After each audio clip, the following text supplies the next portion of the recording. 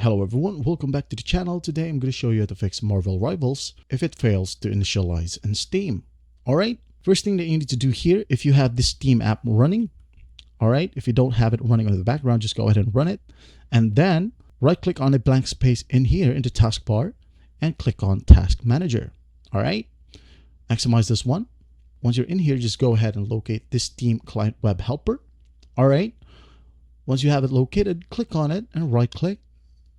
Then simply hit on and task.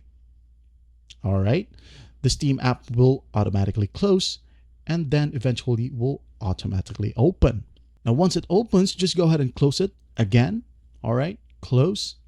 And then you're going to want to locate Steam right here at the search bar, type in Steam and hit run as administrator. Once done, just go ahead and launch the game again and everything should work perfectly fine now. Now, if this method works for you, you're going to want to locate the Steam icon on your desktop, right click on it and go to Properties.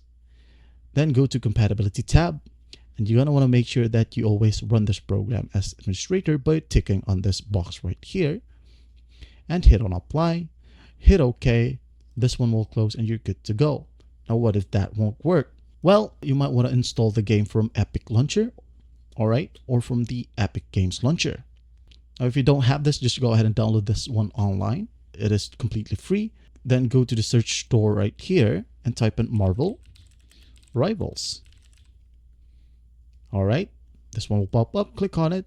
Now, once it loads, just simply hit on Get right here and wait for the installation process to finish.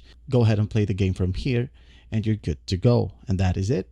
I hope this video helps and I'll see you in the next one.